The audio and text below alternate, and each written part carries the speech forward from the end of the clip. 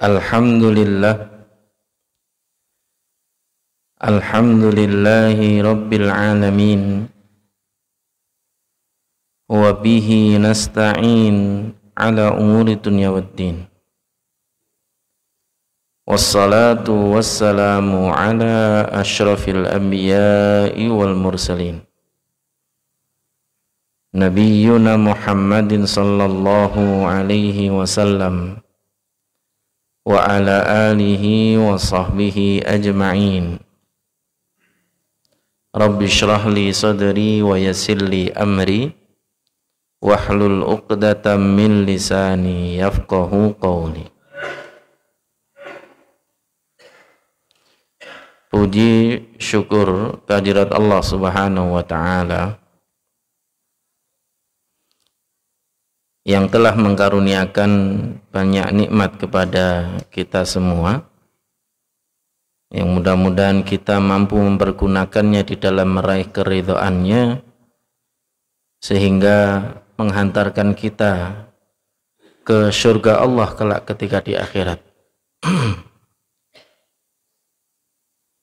Salawat dan salam juga moga tetap tercurah kepada Nabi kita Muhammad sallallahu alaihi wasallam yang telah dipilih oleh Allah sebagai uswah hasanah,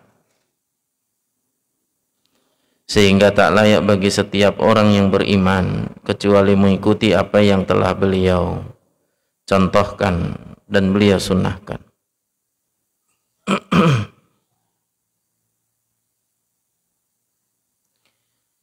Jamaah yang dimuliakan oleh Allah Subhanahu wa taala, pada kesempatan malam hari ini kita akan membahas bab wadi'ah yang secara makna itu adalah menitipkan harta kepada orang lain yang mampu menjaga harta itu untuk kemudian nantinya dikembalikan kepada pemiliknya saat diminta. Secara hukum, wadi'ah termasuk salah satu di antara yang disyariatkan berdasarkan firman Allah Subhanahu wa taala, A'udzu billahi minasyaitonir rajim, falyu'addil ladzi tumina amanatah. Maka hendaklah orang yang dipercaya mendapatkan amanah sesuatu menunaikan amanahnya. Allah juga berfirman di dalam ayatnya yang lain, innallaha ya'murukum an tu'addul amanati ila ahliha. Sesungguhnya Allah Subhanahu wa taala memerintahkan kalian agar menunaikan amanah yang telah diberikan kepada kalian untuk diberikan kepada pemiliknya. Nabi Shallallahu alaihi wasallam juga bersabda, Addil amanata ila mani tamanaka wala takhun man khanaka.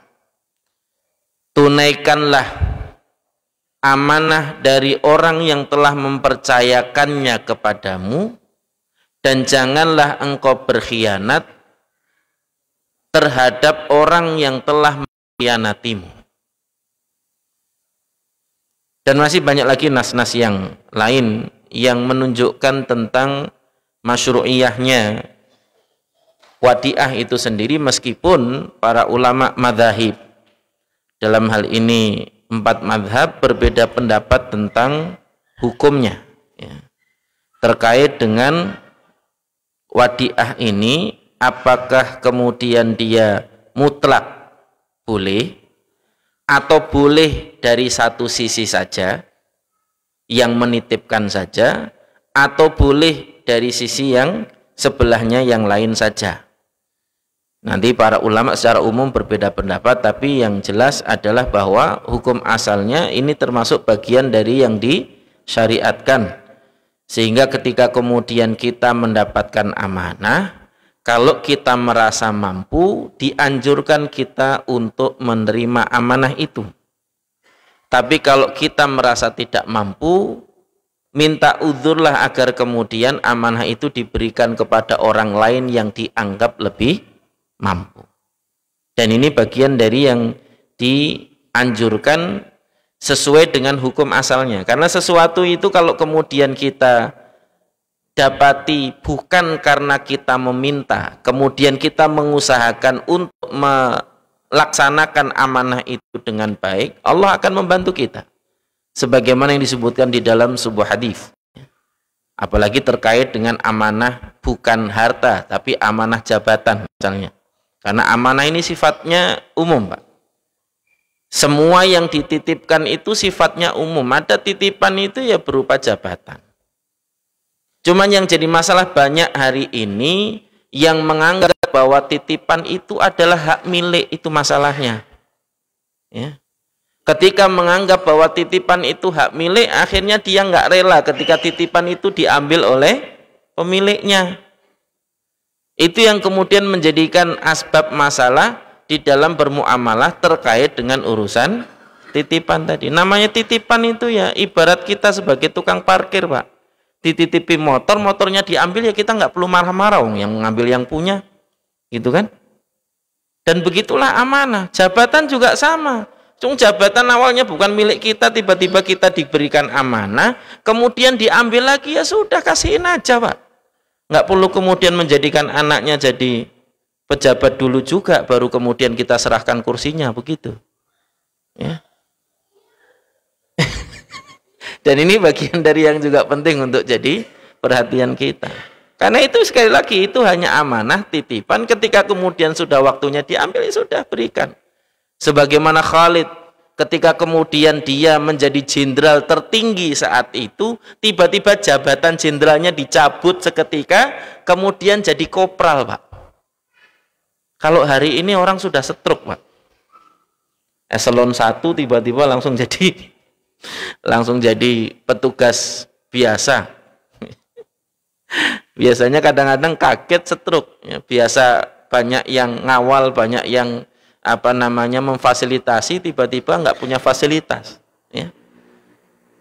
Kadang-kadang non-job aja udah pusing, padahal masih digaji, tapi nggak punya kerjaan. Kok malah pusing, kan aneh kadang-kadang orang. Ya kan? Dan ini bagian dari yang juga penting untuk jadi perhatian kita, terlepas dari urusan politis. Tapi amanah itu adalah bagian dari yang kemudian Allah kehendaki diberikan kepada hambanya yang Allah kehendaki, yang ketika kemudian seseorang itu mendapatkan amanah, perintahnya adalah apa? Fal yu'addil ladzi tumina amanatah. Maka hendaklah orang yang mendapatkan amanah itu menunaikan amanahnya tadi itu sesuai dengan yang seharusnya. Ya. Atau sebagaimana yang kemudian disebutkan oleh Allah di dalam ayat yang lain tadi, innallaha ya'murukum an tu'addul amanati ila ahliha. Sesungguhnya Allah Subhanahu wa taala memerintahkan kalian untuk memberikan amanah itu kepada ahlinya, kepada pemiliknya. Dan ini bagian dari yang juga dipertegas oleh Allah di dalam ayat yang lain tadi.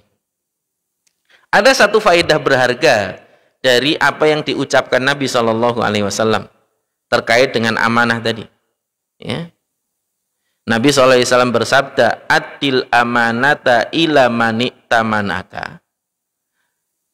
Tunaikanlah amanah kepada orang yang telah mempercayakan amanah itu kepadamu, tapi jangan kamu berkhianat terhadap orang yang telah mengkhianatimu. Faedah luar biasa dari hadis ini, Pak. Islam mengajarkan kita itu untuk berbuat baik dan tidak pernah mengajarkan kita itu untuk berbuat buruk. Islam mengajarkan kepada kita itu untuk bersikap amanah, sehingga ketika orang lain mengkhianati kita, kita tidak membalas dengan mengkhianatinya. Karena seorang mukmin itu adalah orang yang amin, orang yang amanah. Ketika kemudian dia diberikan amanah, meskipun yang memberikan amanah itu adalah orang yang pernah mencelakainya, orang yang pernah melukainya, orang yang pernah mengkhianatinya, dia tetap akan berlaku amanah karena dia seorang mukmin. Jadi kalau dasarnya orang baik itu ya tetap baik, Pak. Jadi nggak ada istilah orang jahat itu adalah orang baik yang tersakiti. Itu hanya istilah yang muncul dari kesimpulan atas film saja. Yang anehnya ngambil kesimpulan kok dari film gitu. Ngambil pelajaran dari film, padahal film itu fiktif. Ya. Sedangkan yang jelas-jelas faktual, ayat Quran malah nggak mau mengambil pelajaran. Yang Allah sudah mengingatkan kita, afala yatadabbarunal Quran am ala qulubin akfaluha. Apakah mereka tidak mau mengambil pelajaran dari Al-Quran itu, atau memang hati mereka sudah terkunci? Itu masalahnya. Kadang-kadang kita ini seringkali mudah mengambil pelajaran dari satu hal. Seperti kasus yang belum lama viral tentang seorang Gus yang goblok-goblokin penjual es teh misalnya. Sampai ada ungkapan berkah digoblok-goblokin, akhirnya ada yang ngumrohin gitu kan misalnya. Berkah dari digoblok-goblokin, kemudian ada yang memberikan uang, memberikan beasiswa kepada anak-anaknya dan lain sebagainya. Padahal itu adalah logika yang menyimpang, Pak. Hati-hati. Kalau dalam istilahnya ada logical fallacy. Sebuah logika yang salah bin kaprah, tapi masih dijadikan sebagai seakan-akan itu sesuatu kalimat yang logis, padahal itu logika yang salah. Bapak penjual es teh mendapatkan rizki itu satu hal, dia digoblok-goblokin itu satu hal yang lain, dan itu nggak menjadi asbab musabab. Meskipun Allah maha mampu menjadikan sesuatu itu menjadi asbab bagi yang lain. Bukan berarti kemudian kalau antum digoblok-goblokin nanti dapat rezeki yang sama kayak bapak tukang es teh tadi itu. Belum tentu gitu maksudnya. Itu yang kemudian disebut dengan logical fallacy tadi. Gitu. Logis itu harusnya kalau sebab A ada, maka sebab B, hal B itu pasti akan menjadi akibatnya. Itu baru logis. Contoh, bapak teriak maka semua orang dengar, itu kan logis tuh, ya. Jadi siapapun yang teriak nanti semua orang pasti dengar, itu baru logis.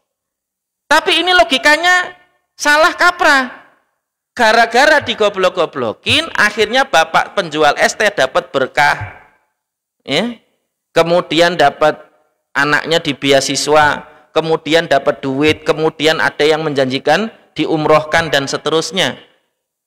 Karena kalau antum yang digoblok-goblokin belum tentu rizkinya sama yang jadi masalah. Itulah kenapa kemudian disebut dengan logical fallacy. Makanya nggak usah nunggu-nunggu digoblok-goblokin Gus lagi, udah, ya. Karena rezekinya jelas berbeda. Ya. Ini penting untuk jadi perhatian gitu. Dan ini yang kemudian diajarkan Islam kepada kita bahwa, ya, seorang muslim itu bertindak berdasarkan ilmu. Bukan hanya sekedar menyimpulkan dari sebuah video, oh kesimpulannya begini. Menyimpulkan hanya berdasarkan dari sebuah film, terus kesimpulannya berarti begini. Nanti masuk dalam logical fallacy tadi itu. Ya seperti tadi, bahwa orang jahat itu adalah orang baik yang tersakiti. Itu logical fallacy juga itu, Pak. Ya. Karena buktinya tidak setiap orang yang tersakiti kemudian jadi jahat. Dan ini bagian dari yang kemudian harusnya difahami oleh setiap mukmin, mana yang logis, mana yang istilahnya seperti logis gitu.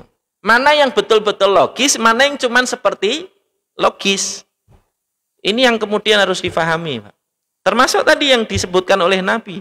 Nabi mengajarkan kepada kita untuk bersifat logis berdasarkan ilmu.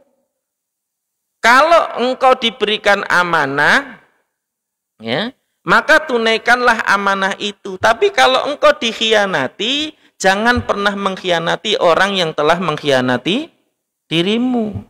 Karena seorang mukmin itu bukan pengkhianat. Seorang mukmin itu disebut mukmin karena dia amanah. Iman dan amanah itu satu asal kata yang sama. Makanya seberapapun dia dikhianati, kalau dia mendapatkan amanah, dia tetap amanah.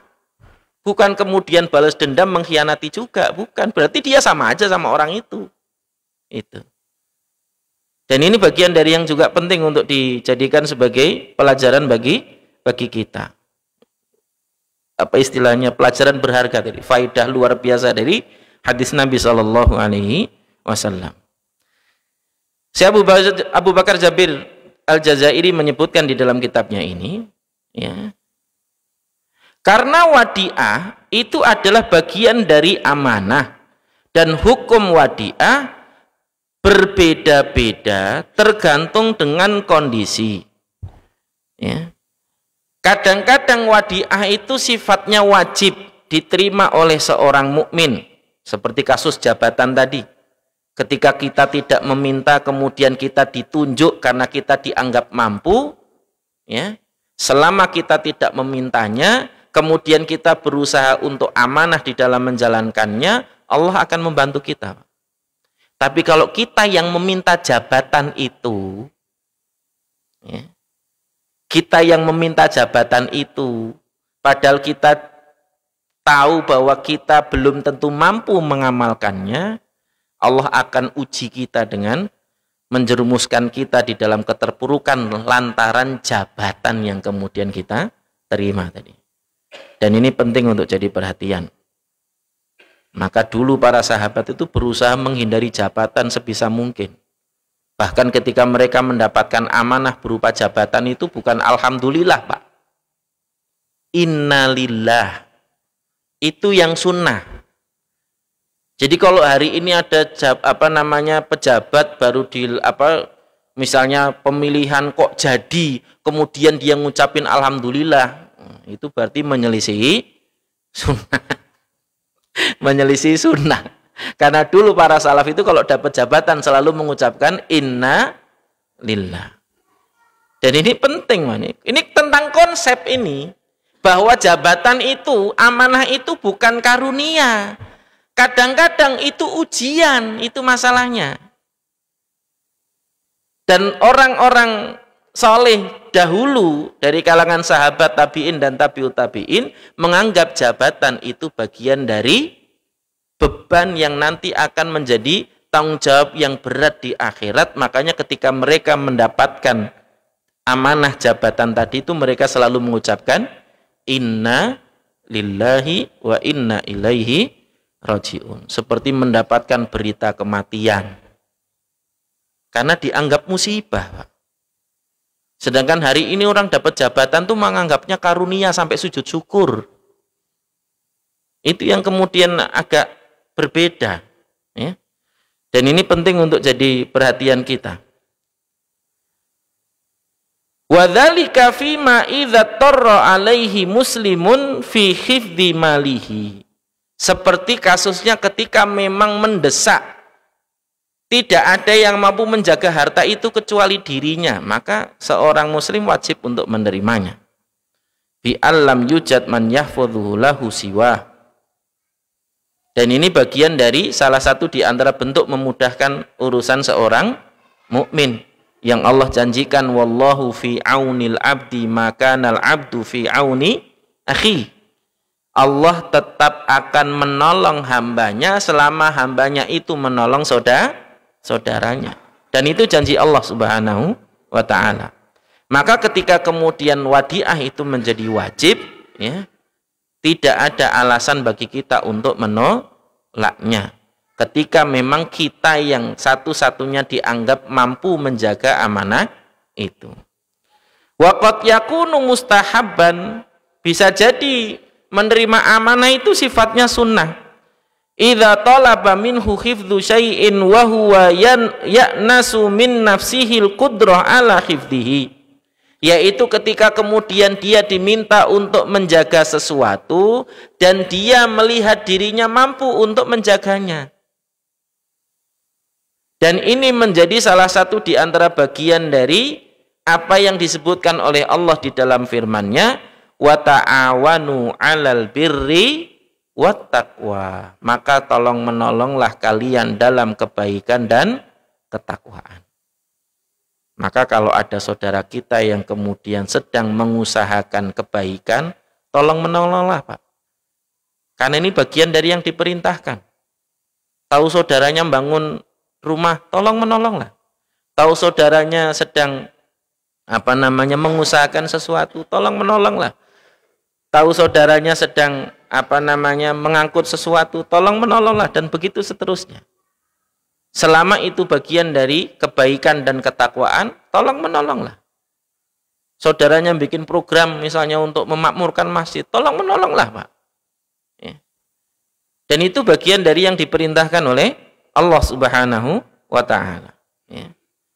Dan bisa jadi menerima wadiah itu hukumnya makruh, yaitu ketika seseorang tidak mampu untuk menjaganya, tapi dia diamanai untuk menjaga sesuatu.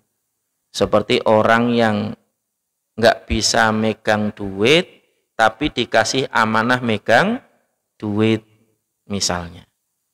Yang ada nanti adalah kekacauan. Ya. Dan itu bagian dari yang penting untuk jadi pelajaran. Maka amanah itu secara hukum menerimanya bisa berbeda-beda. Tapi hukum asal memberikan amanah itu boleh. Sebagaimana yang kemudian disebutkan di dalam nas-nas yang sudah disampaikan di awal. Hukumnya yang pertama, ayyakuna kullun minal mudi'i wal muda' indahu mukallafan rasyidan. Ya. Secara hukum di antara syaratnya adalah masing-masing baik yang memberikan amanah maupun yang menerima amanah adalah sama-sama mukallaf dan sama-sama rasyid. Rasyid itu dia mampu mengelola dengan baik, itu rasyid. Dia mampu menempatkan dengan baik, itu rasyid. Kalau dia nggak mampu menempatkan dengan baik, misalnya naruh sembarangan, itu bukan rasyid. Kalau dia misalnya tidak mampu mengelola dengan baik, sering lupa, kemudian sifatnya boros misalnya, itu bukan rasyid. Orang yang rasyid itu adalah orang yang mampu mempergunakan sesuatu dengan seharusnya. Ya. Makanya ketika kemudian kita menjaga harta anak yatim, nanti di Quran surat An-Nisa itu kan, ya, kita boleh memberikan harta itu kembali kepada pemiliknya, kita sebagai wali anak yatim tadi itu, ketika dia sudah masuk rusdahu, sudah masuk mampu untuk mengelola dengan baik hartanya tadi itu, baru kemudian diserahkan sepenuhnya kepada pemiliknya. Dan ini bagian dari yang juga menjadi salah satu di antara apa yang kemudian diajarkan Allah kepada kita. Fala yudi'us sabiyyu wal majnun, maka tidak boleh menitipkan sesuatu kepada anak kecil atau orang gila. Begitu juga sebaliknya. Wala yuda'u indahuma, demikian juga tidak diterima titipan dari keduanya. Karena kadang-kadang namanya anak kecil belum bisa membedakan mana harta dan mana bukan harta. Tapi ingat, kalau itu terkait dengan harta, maka kewajiban walinya lah yang menjaganya. Tapi dia mentasarufkan, menitipkan kepada orang lain, tidak sah titipannya, Pak. Harus dikembalikan kepada walinya. Jadi misalnya nih, ada anak kecil tiba-tiba datang, Om, saya punya duit tapi titip ya. Itu kewajiban orang yang dititipi adalah mengembalikan kepada walinya, karena nggak tahu ini duit ini betul-betul duit dia. Misalnya dapat dari lebaran neneknya, atau memang itu duit ngambil dari dompet ibunya tanpa sepengetahuan maknya, gitu kan? Kan kita nggak tahu nih. Maka ketika kita mendapatkan yang seperti itu dikembalikan. Nggak seperti sekarang, Pak. Sekarang kadang-kadang malah jadi kesempatan. Anak kecil malah dipukili gitu maksudnya ya. Diakal-akalin ya. Yang lebih lucunya lagi, pedagang mainan sekarang tuh sengaja jualannya di depan anak kecilnya gitu. Padahal jual beli dengan anak kecil itu tidak sah. Kalau anak kecil itu kemudian menerima, dipegangin nih, diterima, kemudian minta bayaran dari emaknya, enggak boleh. Kenapa? Karena itu termasuk memaksa dalam jual beli. Dan memberikannya itu kan ijab qabul tuh. Ijab qabul harus dengan orang yang boleh bertasarruf dengan harta. Kalau dengan anak kecil ijab qabulnya nggak sah, Pak. Maka kalau kemudian itu diminta lagi dan nggak boleh, bisa jadi itu statusnya diberikan, bukan suruh bayar. Ya. Nah, ini bagian dari yang juga penting untuk jadi perhatian ini. Bukan berarti kalau lagi jualan mainan atau jajanan kemudian sengaja dideng-dengke di hadapan anaknya gitu maksudnya. Ya. Ini bagian dari yang tidak diperbolehkan, ya. Karena anak kecil itu bukan orang yang rasyid, bukan orang yang sudah layak untuk mentasarufkan harta, sehingga untuk hal yang sesederhana menitipkan saja tidak boleh diterima, apalagi untuk yang sifatnya memindahkan kepemilikan. Kalau wadiah itu kan tidak ada perpindahan kepemilikan, Pak. Dia tetap miliknya yang menitipkan, ya. Yang nanti bisa diambil kapan saja sesuai dengan kehendak pemiliknya, dan yang dititipi dia bersifat amanah, dia tidak memiliki. Itu saja tidak boleh, apalagi kalau untuk sesuatu yang sifatnya berefek pada perpindahan kepemilikan seperti jual beli, maka jual belinya tidak sah. Dan ini bagian dari yang kemudian penting untuk diperhatikan. Maka kalau kita berjual beli, kemudian ada anak kecil yang membeli dagangan kita, maka perhatikan, ya. Harus dipertegas kepada walinya, Bu, ini anaknya mau beli roti, bener enggak? Oh bener Pak, saya yang nyuruh gitu misalnya. Baru kemudian boleh ditransaksikan, tapi statusnya bukan bertransaksi dengan anak kecil, tapi bertransaksi dengan walinya. Maka yang dikonfirm adalah walinya, bukan anak kecilnya tadi. Dan ini bagian dari yang harusnya jadi perhatian kita. Ya, karena ini urusan muamalah, Pak, krusial. Apalagi kalau udah urusan duit. Yang kadang-kadang banyak kalau udah urusan duit itu udah gelap mata aja sudah. Ya. Itu untuk yang duitnya kecil, apalagi duitnya gede. Makanya nggak jaminan, apalagi kalau dia bukan orang kaya. Kok kemudian dihadapkan dengan duit banyak, ya? Rata-rata banyak yang gelap mata, Pak. Udah. Ya. Amanah itu akhirnya hanya tinggal janji semata. Karena udah tantangannya adalah duit yang banyak tadi. Nggak pernah megang duit banyak, tiba-tiba diamanai duit yang banyak. Oh, itu berat, Pak. Dan ini menjadi bagian dari apa yang penting untuk jadi perhatian kita. Ya. Sikap amanah terhadap uang itu berat. Banyak yang nggak lulus, wis toh, Pak. Ya. Banyak yang nggak lulus. Utang banyak yang nggak lulus, dititipi banyak yang nggak lulus. Kayak terus harap percaya karo sopo kita. Ini yang jadi masalahnya. Ya. Bagian dari yang paling berat itu mendapatkan amanah tadi. Maka sama, apapun siapapun yang mendapatkan amanah tadi penting untuk memperhatikan amanahnya. Makanya kalau perlu kotak infak itu perlu diperjelas nih. Akadnya infaknya ini apa? Karena kita yang menerima infak itu kita yang mendapatkan amanah. Kayak misalnya masjid. Infak untuk pembangunan butuhnya berapa? 50 juta. Harusnya kalau sudah 50 juta close, Jangan dibuka lagi. Uang butuhnya cuma 50 juta. Kalau kemudian nggak di-close, sedangkan duit terus nambah, sedangkan akadnya adalah untuk pembangunan, dan itu belum digunakan, itu amanahnya lebih berat lagi. Mending di-close. Nanti kalau misalnya mau donasi apa lagi, tinggal dibuka donasi baru lagi aja. Ya. Supaya akadnya itu jelas. Karena kelebihan itu nggak bisa asal digunakan, harus sesuai dengan akadnya tadi. Dan itu wadiah. Ya. Karena kita ini bukan pemilik, kita ini hanya yang diamanai untuk mengelola uang tadi itu sesuai yang diamanahkan yang pertama.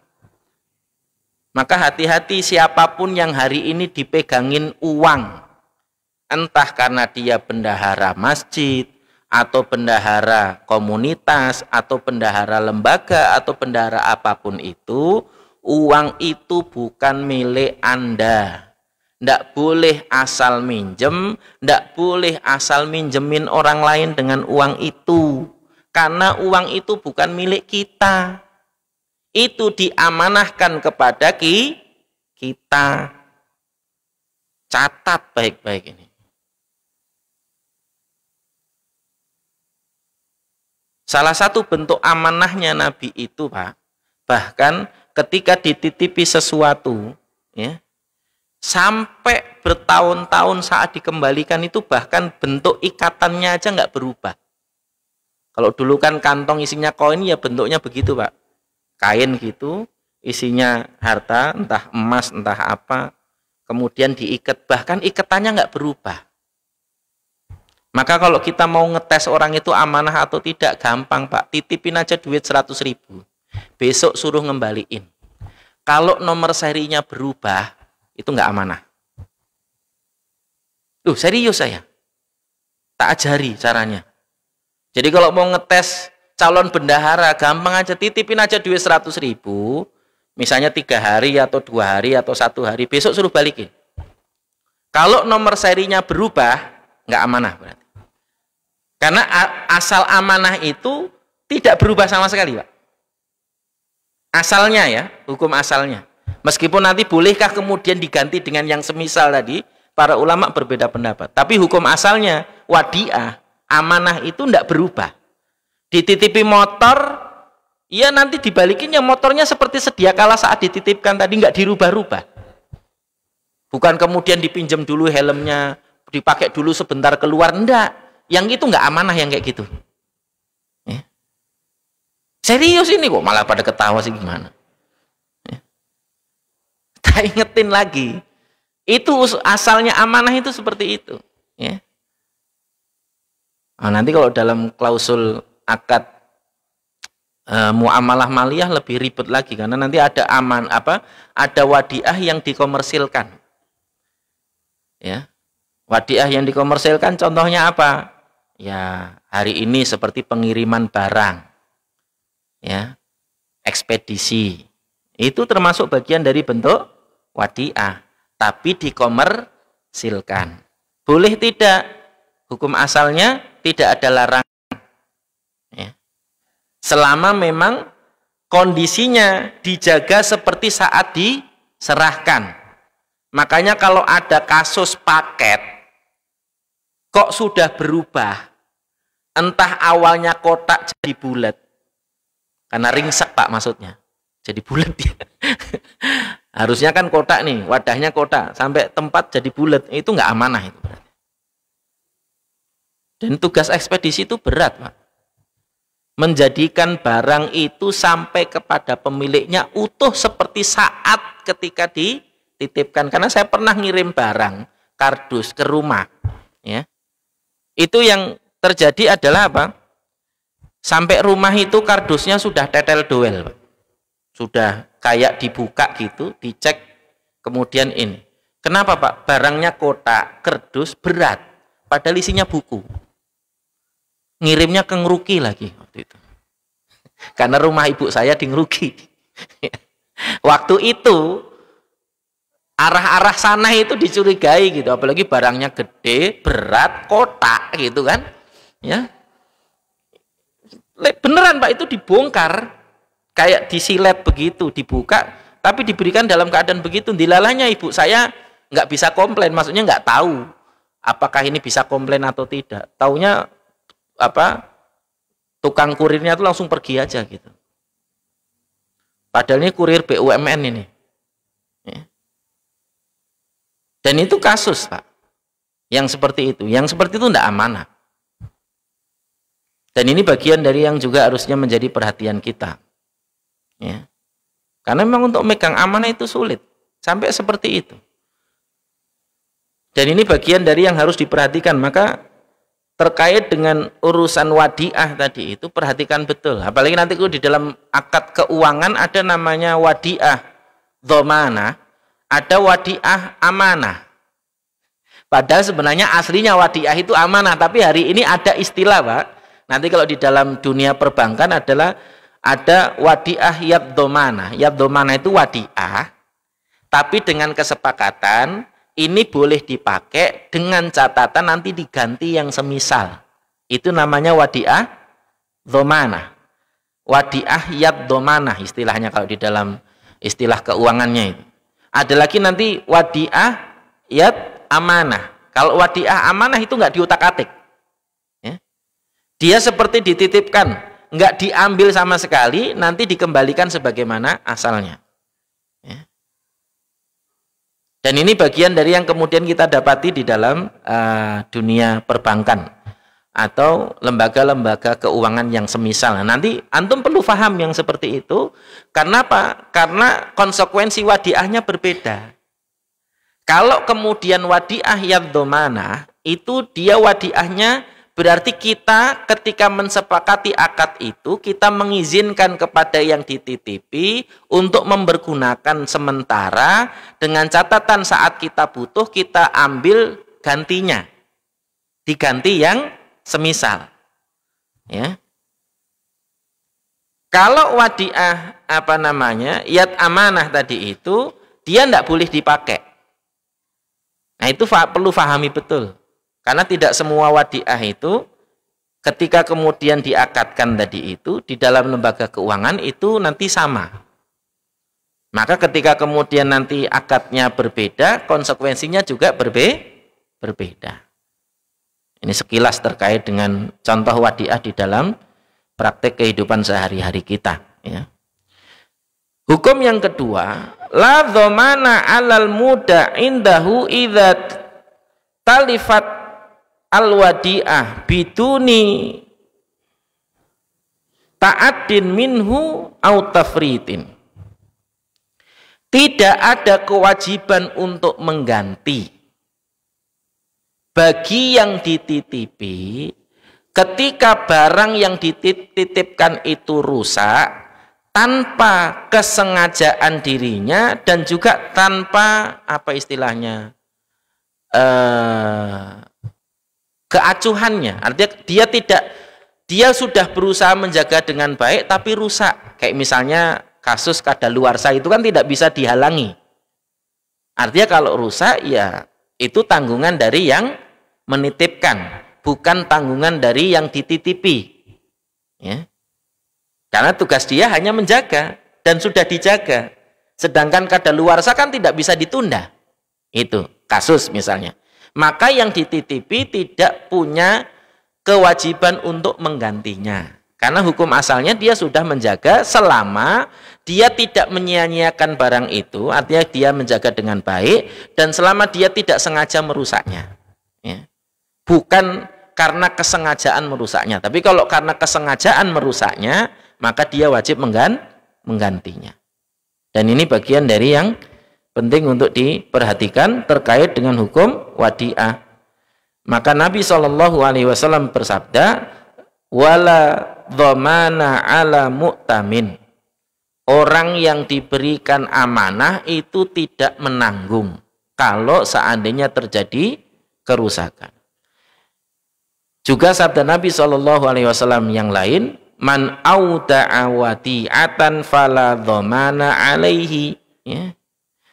Barang siapa yang dititipi sebuah titipan, maka dia hukum asalnya tidak menanggung untuk mengganti barang titipan tadi itu, selama dia menjaganya dengan baik. Ya. Maka ini nanti penting untuk diperhatikan. Kalau kita nitip, kemudian barang yang kita titipkan rusak, padahal itu sudah dijaga dengan baik, maka kita tidak boleh menuntut orang yang kita titipi tadi.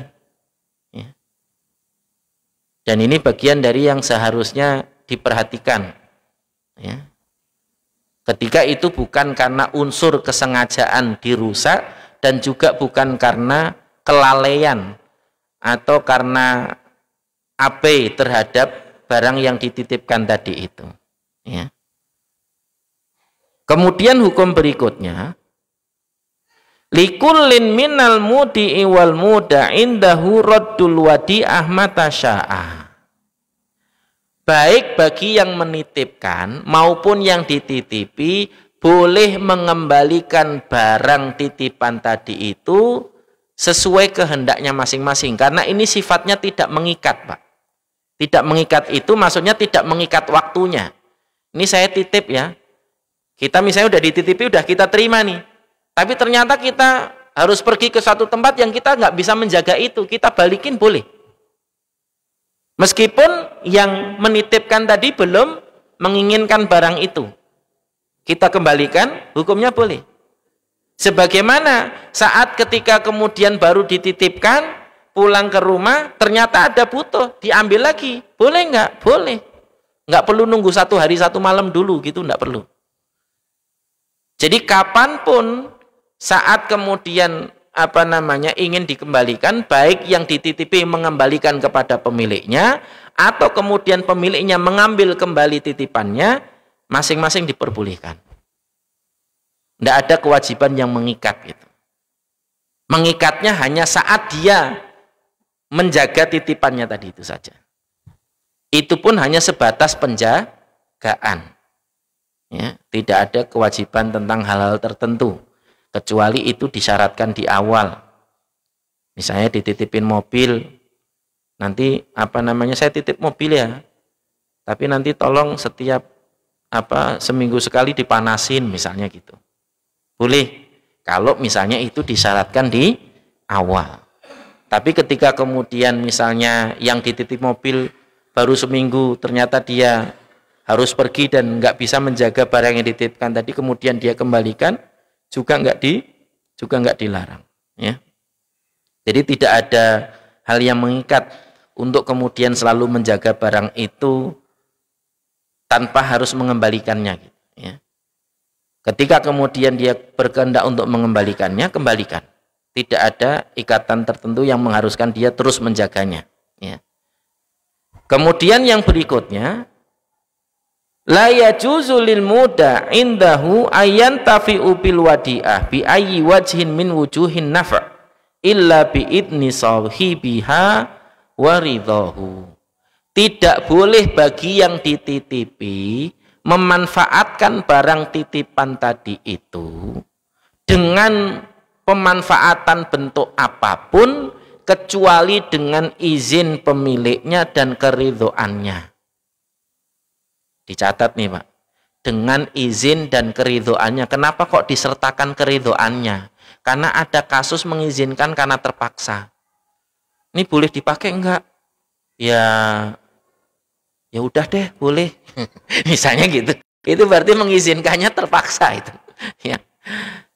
Dan ini bagian dari yang juga penting untuk diperhatikan. Karena tadi digarisbawahi oleh penulis di sini adalah bi'idni sahibiha waridhohu.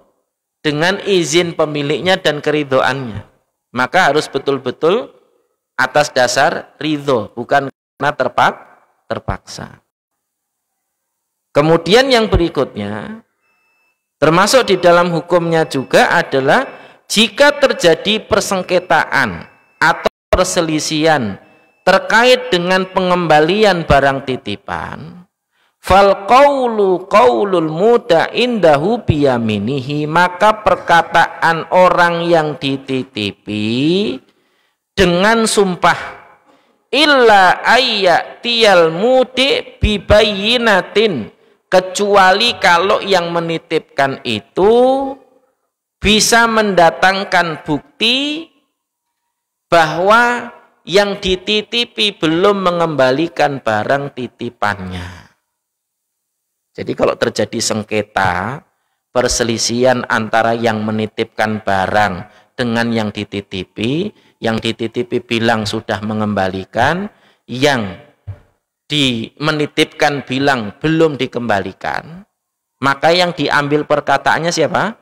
Perkataan orang yang dititipi. Karena barangnya ada pada siapa? Pada orang yang dititipi. Tapi harus dengan sumpah. Dia bersumpah atas nama Allah bahwa kemudian barangnya itu sudah dikembalikan. Itu. Entah salah satunya lupa atau salah satunya salah dan lain sebagainya. Kalau sudah seorang muslim bersumpah, Pak, itu sunnahnya adalah apa? Kita mempercayai sumpahnya. Itu sunnahnya. Berbuat baik dengan menerima sumpahnya tadi. Maka disebutkan oleh Nabi SAW, ad-dalilu 'alal mudda'i wal yaminu 'ala man angkara. Dalam daksir lain, al-bayyinatu 'alal mudda'i wal yaminu 'ala man angkara. Maka bagi yang menuntut, dia harus punya bukti. Sedangkan yang dituntut, dia bisa dengan sumpah. Ketika si yang dititipi tadi itu dituntut oleh yang punya barang misalnya untuk mengembalikan, dia bersumpah sudah mengembalikan, itu sudah cukup. Dan ketika ini sampai ke seorang hakim, ya, yang memahami hukum Islam, ya, kemudian yang dituntut tadi itu sudah bersumpah, sudah kasus selesai. Kecuali yang menuntut punya bukti bahwa yang dititipi belum mengembalikan barangnya. Dan ini bagian dari yang juga penting dan krusial nanti dalam kasus persengketaan urusan muamalah, ya. Salah satu di antara yang paling krusial untuk diperhatikan adalah bukti. Bukti itu bisa berupa bukti serah terima, bisa berupa saksi. Itu bagian dari yang penting untuk diperhatikan. Dan saksi dalam muamalah itu minimal satu orang. Kalau terkait dengan pernikahan, 2 orang. Ya. Dan ini bagian dari yang juga penting untuk jadi perhatian kita. Itu bisa jadi bukti di dalam urusan muamalah. Maka kalau itu terkait dengan harta, sebaiknya ya pakai saksi tadi. Ya. Supaya nanti ketika kemudian kita bermasalah dengan orang yang bermuamalah dengan kita, kita punya pendukung yang kuat. Dan ini bagian dari yang penting untuk jadi perhatian kita. Ya. Sekaligus juga mengajarkan kepada kita tentang betapa berharganya sumpah di dalam Islam, sehingga ketika seorang mukmin bersumpah wallahi, tallahi atau billahi atau demi Allah, ya, maka muslim yang lain harus percaya. Kalaupun dia berdusta, itu urusan dia dengan Allah Subhanahu wa ta'ala. Ya. Jadi tabrirul yamin termasuk di antara yang disunahkan itu adalah berprasangka baik terhadap orang yang bersumpah dengan mempercayai sumpahnya. Dan itu bentuk akhlak yang baik seorang mukmin. Ketika kemudian ada yang bersumpah atas nama Allah, maka dia mempercayainya. Wallahu a'lam bishawab. Sampai di sini barangkali yang dapat kita kaji pada kesempatan malam hari ini. Sudah masuk waktu Isya. Mohon maaf atas salah kata, salah ucap, salah tingkah. Wabillahi taufiq wal hidayah. Wassalamualaikum warahmatullahi wabarakatuh.